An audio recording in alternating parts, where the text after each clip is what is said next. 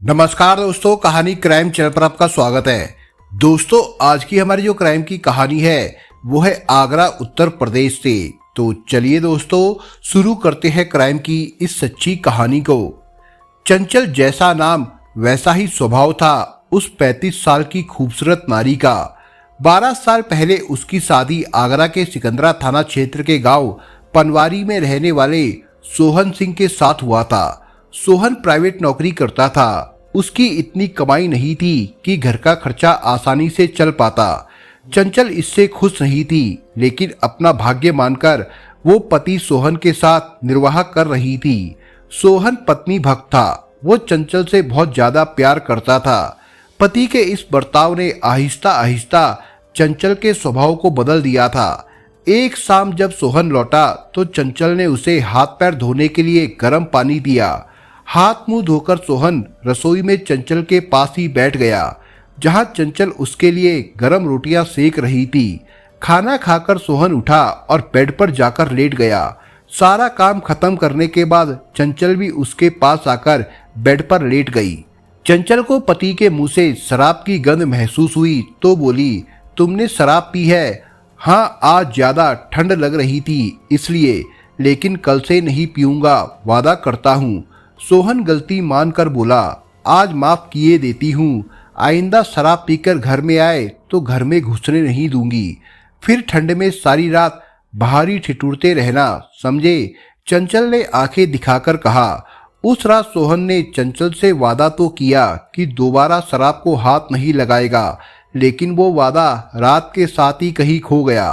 अगले दिन सोहन शराब के नशे में घर लौटा तो पति पत्नी के बीच कहासुनी हो गई। इसके बाद चंचल फिर से पति सोहन से चिढ़ने लगी। अब सोहन चंचल को जरा भी नहीं सुहाता था। वो उससे हमेशा कटी कटी रहने लगी।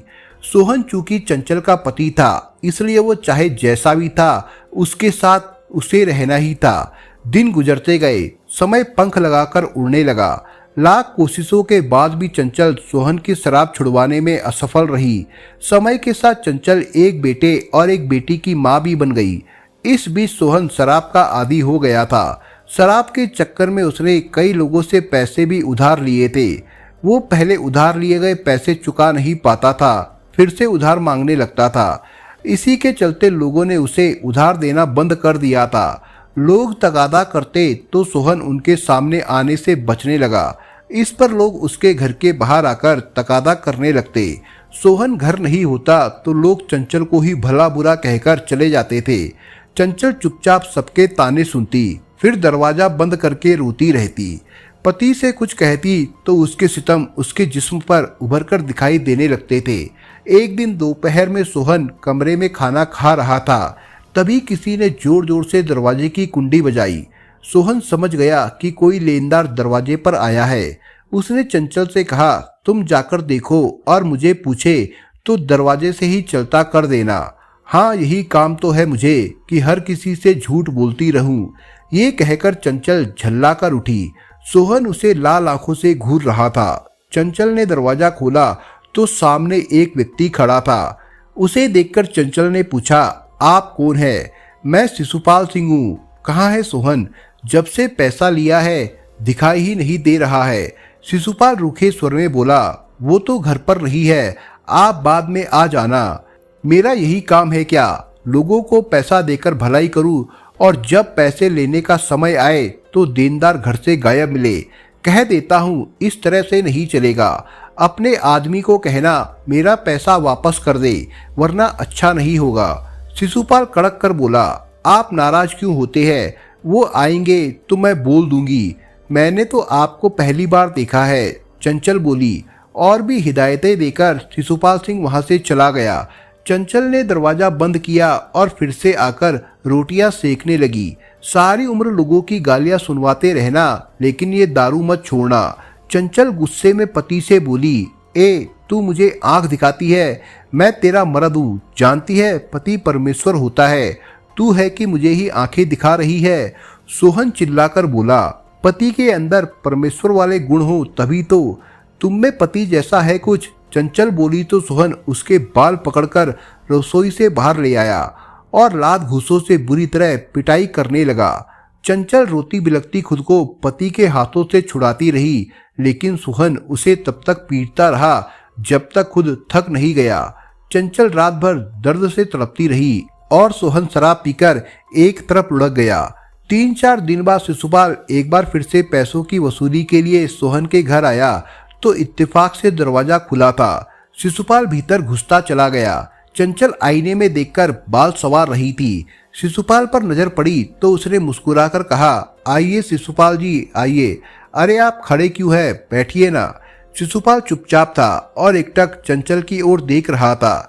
चंचल उसके करीब आई और कुर्सी उठाकर उसकी ओर सरकाते हुए बोली, आप बैठिए, मैं आपके लिए चाय बनाकर लाती हूँ। नहीं, मुझे चाय नहीं पीनी, मैं तो सोहन से मिलने आया था। कहाँ है वो, मेरे पैसे कब देगा? शिशुपाल ने पूछा। आपके पैसे मिल जाएंगे, चिंता मत करिए। चंचल अब भी मुस्कुरा रही थी। वो रसोई में चली गई और 2 कप चाय और प्लेट में बिस्कुट नमकीन ले आई। उसने शिशुपाल की ओर चाय का कप बढ़ाते हुए कहा, कितने रुपए हैं आपके? आपको नहीं मालूम? शिशुपाल ने कप हाथ में लेकर पूछा। जब पति पत्नी को सारी बातें बताए तभी उसे हर बात की जानकारी रहती है। जो आदमी पत्नी को सिवाय पैर की जूती के कुछ नहीं समझता, वो क्या बताएगा सच्चाई। खैर जाने दीजिए, मैं भी कहाँ आपसे अपना रोना लेकर बैठ गई। चंचल बोल रही थी। शिशुपाल खामोशी से उसकी बातें सुन रहा था। काफी देर तक इंतजार के बाद भी सोहन घर नहीं आया तो शिशुपाल जाने लगा। चंचल ने उसे थोड़ी देर और रुकने के लिए कहा, लेकिन वो नहीं रुका। चंचल ने उसका मोबाइल नंबर ले लिया और बोली, वो आएंगे तो मैं आपको फोन करके बता दूंगी। शिशुपाल वहां से चला गया। उसकी समझ में नहीं आ रहा था कि सोहन की पत्नी चंचल उस पर इतना मेहरबान क्यों हो गई। फिर उसने सिर को झटका और सोचने लगा कि उसे तो अपने पैसे चाहिए, चाहे पति दे या फिर पत्नी। सोचता हुआ वो अपने घर पहुंच गया। शिशुपाल सिंह संपन्न किसान था। करीब 18 साल पहले उसकी शादी सीता से हुई थी। सीता से उसे 2 बेटे और एक बेटी हुई। करीब 1.5 साल पहले आपसी विवाद की वजह से सीता हमेशा के लिए घर छोड़कर चली गई थी। शिशुपाल अकेला पड़ गया था। गांव के लोगों को वो ब्याज पर पैसे देता था। एक दिन सोहन ने उससे किसी जरूरी काम के लिए पैसे उधार मांगे तो शिशुपाल ने दे दिए। पैसे उधार मिलने के बाद सोहन ने शिशुपाल की तरफ जाना ही छोड़ दिया। काफी समय बीतने के बाद सोहन शिशुपाल से नहीं मिला तो शिशुपाल सोहनवीर के घर पहुंच गया। सोहन घर पर नहीं मिला तो चंचल ने शिशुपाल की आवभगत की। शिशुपाल उस दिन ये कहकर चला गया कि 4 दिन बाद फिर से आएगा। 4 दिन गुजर गए। चंचल को आज शिशुपाल का इंतजार था। पति और बच्चे तो सुबह ही चले गए थे। उनके जाने के बाद चंचल ने घर का सारा काम खत्म किया और खुद सज संवर कर बैठ गई। अपने बताए समय पर शिशुपाल सोहन के घर पहुंच गया। दरवाजे की कुंडी खड़की तो चंचल ने घड़ी की ओर देखा। ठीक 11 बज रहे थे। चेहरे पर मुस्कान बिखेर कर एक बार वो आईने के सामने आकर मुस्कुराई, फिर मन ही मन लजाई। उसने साड़ी के पल्लू से खुद को लपेटा और सामने के बालों को गोल करके गालों पर गिरा लिया। चंचल का निखरा गोरा बदन दूध की तरह दमक रहा था। उसने दरवाजा खोला तो सामने शिशुपाल खड़ा था। उसे देखते ही चंचल ने मुस्कान बिखेरी और निगाहें नीची कर ली। फिर आहिस्ता से बोली, अंदर आइए ना। जी सोहन नहीं है क्या? शिशुपाल ने हिचकिचाकर पूछा। मैं तो हूँ, आपकी ही राह देख रही थी। चंचल बोल पड़ी। जी आप मेरी राह? शिशुपाल चौंका तो चंचल ने बिना किसी हिचक के उसे हाथ बढ़ाकर अंदर आने का इशारा किया। शिशुपाल अंदर आ गया तो चंचल ने अंदर से कुंडी लगा दी और पलटकर शिशुपाल से बोली, आप अभी तक खड़े हैं? चंचल ने कुर्सी निकालकर देनी चाहिए तो शिशुपाल बोला, आज मैं अपने पैसे लेकर ही जाऊंगा। बुलाओ सोहन को जो मुंह छिपाकर बैठा है। आपके तो दिमाग में दिन रात पैसा ही पैसा सवार रहता है। ये देखो कितना पैसा है मेरे पास। चंचल ने स्वयं ही साड़ी का पल्लू हटाकर उससे कहा। ये देख शिशुपाल ठगा सा देखता रह गया। उसकी निगाहें चंचल के तरासे हुए जिस्म पर थी। वो अपलक देखे जा रहा था। सचमुच सांचे में तरासा हुआ बदन है तुम्हारा, शिशुपाल बोला। चंचल ने झट से पल्लू से खुद को लपेट लिया। शिशुपाल चंचल के दिल की मनसा जान चुका था। उसने चंचल को लपककर अपनी ओर खींचा और बाजुओं में जकड़ लिया। चंचल के सारे बदन में एक अजीब सा रोमांच उठने लगा। उसने दोनों बाहें शिशुपाल के कंधों पर जमा ली। शिशुपाल ने चंचल को बाहों में उठाकर पलंग पर लिटा दिया। वो सुहागन होकर भी शादीशुदा औरत की सारी मर्यादाएं भूलकर वासना के अंधे कुएं में कूद पड़ी थी, जिसमें कूदने के बाद चंचल ने असीम आनंद का अनुभव किया। वो शिशुपाल की दीवानी हो गई। उसने कहा, अब बताओ, इस दौलत में सुख है या फिर तुम्हारी तिजोरी वाली दौलत में? सच कहूं तो मैंने जब पहली बार तुम्हें देखा था तो तिजोरी की दौलत को भूल गया था और तुम्हारी इस दौलत का दीवाना हो गया था। शिशुपाल की बाहों की गर्मी पाकर चंचल को लगने लगा था कि अब उसे दुनिया की सारी खुशियां मिल गई है। चंचल अब शिशुपाल के वश में हो चुकी थी। जब जी करता दोनों एक दूसरे में समा जाते थे। 21 जुलाई 2020 की सुबह शिशुपाल खेत से चारा लाने की बात कहकर घर से निकला, लेकिन दोपहर तक नहीं लौटा। घर वालों ने उसे सभी जगह तलाशा, लेकिन कोई पता नहीं चला। कई दिन बाद भी जब शिशुपाल का पता नहीं लगा तो उसके भाई नवल सिंह ने 30 जुलाई को सिकंदरा थाने में शिशुपाल के गुम होने की सूचना दी, जिस पर इंस्पेक्टर अरविंद कुमार ने गुमशुदगी दर्ज कर जांच एसआई अमित कुमार को सौंप दी। पुलिस ने हर जगह शिशुपाल का पता किया, लेकिन कुछ पता नहीं लगा। इस पर पुलिस ने जानकारी जुटाकर पता किया कि शिशुपाल से कौन कौन मिलने आता है और शिशुपाल कहां कहां जाता था। इसी जांच में सोहन पुलिस के शक के दायरे में आ गया। पता चला कि शिशुपाल हर रोज सबसे ज्यादा समय सोहनवीर के घर पर बिताता था।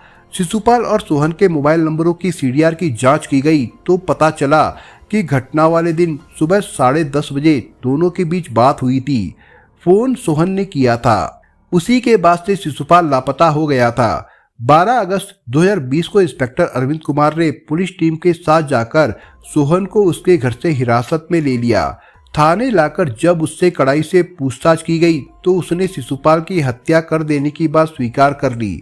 इंस्पेक्टर अरविंद कुमार ने उसकी निशानदेही पर अंशुल एपीआई के पास निर्माणाधीन इमारत के पास शिविर नाले से शिशुपाल का शव बरामद कर लिया। शव को पोस्टमार्टम के लिए भेजने के बाद वो थाने लौट आए।